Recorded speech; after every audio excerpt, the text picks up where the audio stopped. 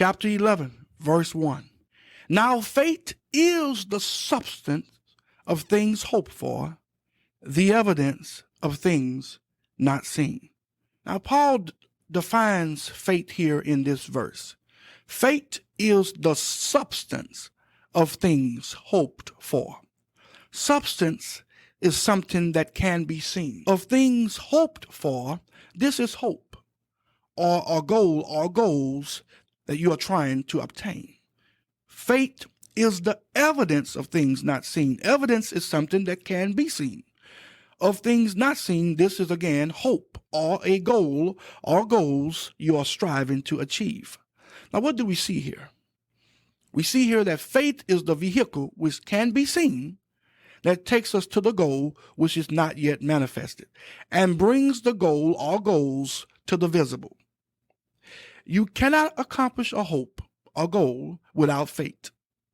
Hope is the goal that is not seen, that can only be brought into reality through faith. Paul says this in Romans chapter 8, verses 24 and 25. For we are saved by hope, but hope that is not seen is not hope. For what a man seeth, why do he yet hope for? But if we hope for that we see not, then do we with patience wait for it. Now, here we clearly see that hope is the goal or goals that are not physically seen but can attain or be brought to the visible by faith. Romans chapter 4, verses 17 and 18 reads, As it is written, I have made thee a father of many nations.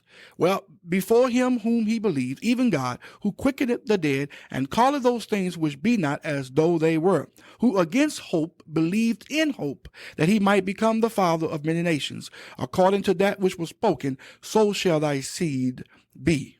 Now we see here God's promise to Abraham, and we see Abraham believing that it would happen even though it was humanly impossible. Against all odds, he believed in the goal that God said he would achieve. Faith is the vehicle that will bring about your hope, your goal.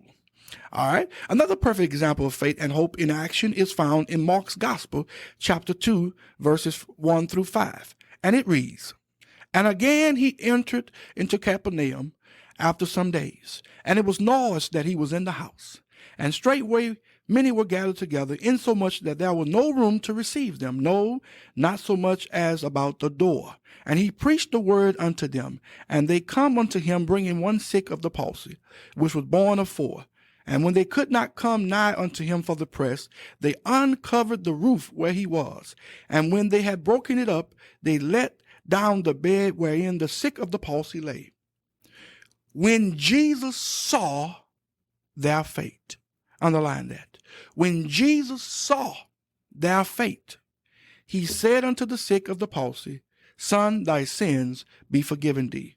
Now, what do we see in this example? We see two things. Number one, faith can be seen with the physical eyes. Jesus saw their faith by their physical actions of tearing off of the roof to get their sick friend to Jesus for him to heal him, which is the goal, the hope.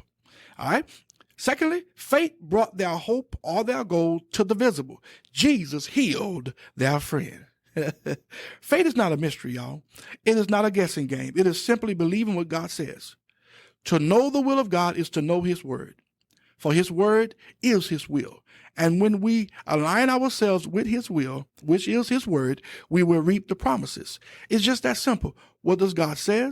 Believe that with your actions, and your hope or your goal will be achieved. It's just that simple. Always remember this. Your actions always reveal what you believe. Your actions always reveal what you believe. All right. Look at verse number 2. For by it the elders obtained a good report. Faith will cause you to obtain a good report. It will cause you to establish a good name in the earth. It will cause you to establish and to leave behind a good legacy. Look at verse 3. Through faith we understand that the worlds were framed by the word of God, so that things which are seen were not made of things which do appear. Now, our faith in God's word causes us to understand that the worlds were framed by the word of God. God spoke in creation time after time, saying, "Let there be," and it was. His word reveals this, and we believe it. All right, verse 4. By faith, Abel offered unto God a more excellent sacrifice than Cain, by which he obtained witness that he was righteous, God testifying of his gifts, and by it he being dead yet speaketh. Now, by faith, Abel offered to God a more excellent sacrifice than Cain. Why? Because he knew the will of God concerning sacrifices and aligned himself with God's will, and therefore pleased God. Cain, on the other hand, refused to walk in faith and operated in the flesh, and God rejected his sacrifice. All right, let's look at verse number 5. By faith, Enoch was translated that he should not see death, and was not found, because God had translated him. For before his translation, he had this testimony, that he pleased God. Listen, a life of faith in what God says will result in a testimony of you having a life that is pleasing in the eyes of God. Verse 6, but without faith it is impossible to please him. For he that cometh to God must believe that he is, and that he is a rewarder of them that diligently seek him. We see here that faith is so very important. Without it, it is impossible to please God. In order for us to align ourselves according to his word, which is his will, we have to first believe that he is who he says he is, and that he will do what he says he will do. We must believe that he rewards everyone who diligently seeks him. Everyone who walks diligently in his will, in his word, reaps his glorious promises. We must believe. Hallelujah. All right, verse number 7. By faith, here we go. Noah, being warned of God of things not seen as yet, moved with fear, prepared an ark to the saving of his house, by the which he condemned the world, and became heir of the righteousness which is by faith. When God told Noah that he was going to destroy the earth by a flood, Noah believed him. How do we know this? Because he built an ark. He made preparation for a flood that the world didn't believe would come. Verse 8, by faith Abraham, when he was called to go out into a place which he should after receive for an inheritance, obeyed. And he went out, not knowing whither he went. Now, God one day tells Abraham to gather all his belongings and family and get out of Ur and go to a land that he would show him. Abraham believed God and showed it by doing exactly what God told him to do. Again, faith is not a guessing game. It is knowing what God says and doing it. All right, let's look at verses 9 through 12. By faith he sojourned in the land of promise, as in a strange country, dwelling in tabernacles with Isaac and Jacob, the heirs with him of the same promise. For he looked for a city which had foundations, whose builder and maker is God. Through faith also Sarah herself received strength to conceive seed, and was delivered of a child when she was past age, because she judged him faithful who had promised. Therefore sprang there even of one, and him as good as dead, so many as the stars of the sky in multitude, and as the sand which is by the seashore innumerable. Now, all of these things took place by faith. All right, let's look at verse number 13. These all died in faith, not having received the promises, but having seen them afar off, and were persuaded of them, and confessed that they were strangers and pilgrims on the earth.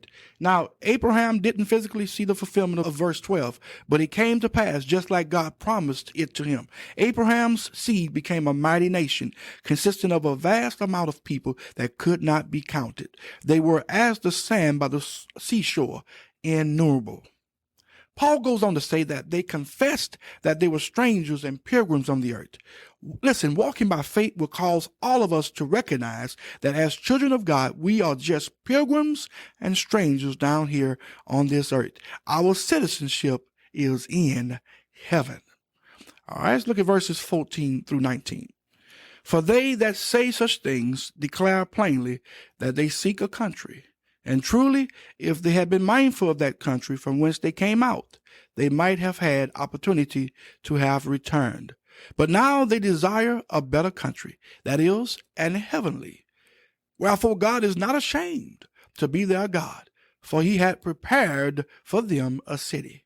By faith, Abraham, when he was tried, offered up Isaac, and he that had received the promises offered up his only begotten son, of whom it was said that in Isaac shall thy seed be called, accounting that God was able to raise him up even from the dead, from whence also he received him in a figure. Abraham knew that even if he had killed his son, that God would raise him back up. Why? Because he believed what God had promised him concerning his son Isaac.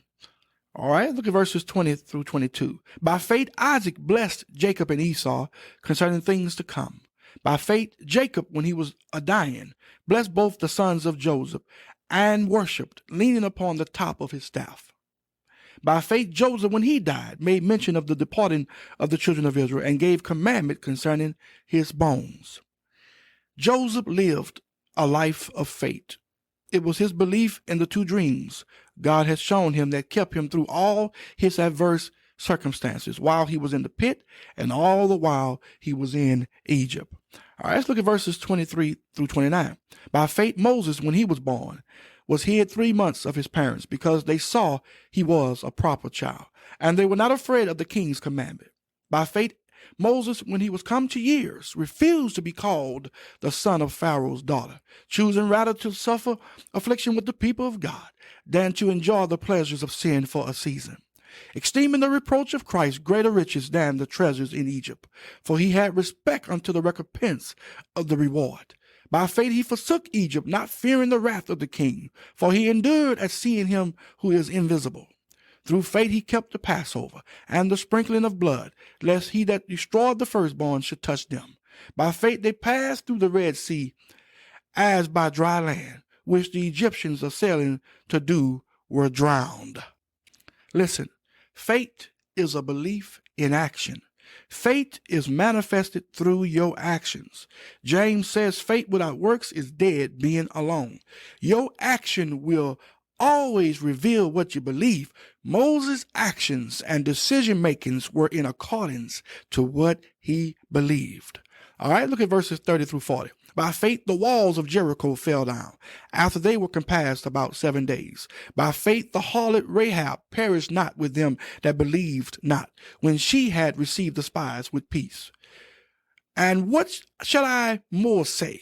For the time would fail me to tell of Gideon and of Barak and of Samson and of Jephthah, of David also and Samuel, and of the prophets, who through faith subdued kingdoms, wrought righteousness, obtained promises, stopped the mouths of lions, quenched the violence of fire, escaped the edge of the sword, out of weakness were made strong, waxed valiant in fight, turned to flight the armies of the aliens. Women received their dead raised to life again, and others were tortured, not accepting deliverance, that they might obtain a better resurrection. And others had trial of cruel mocking and scourging, yea, moreover, of bonds and imprisonment. They were stoned, they were sawn asunder, were tempted, were slain with the sword. They wandered about in sheepskins and goatskins, being destitute, afflicted, tormented, of whom the world was not worthy. They wandered in deserts and in mountains and in dens and caves of the earth. And these all, having obtained a good report through faith, received not the promise, God having provided some better thing for us, that they without us should not be made perfect. Paul says here in this passage that he could go on and on concerning examples of people of faith, but he didn't have enough of time. Then we see in verse 40 that God had us in mind. Well, glory to God. As great as Abraham, Noah, Jacob, Joseph, and so on was, they are incomplete without us. God didn't stop with them. He included us. God is still bringing his sheep into his fold.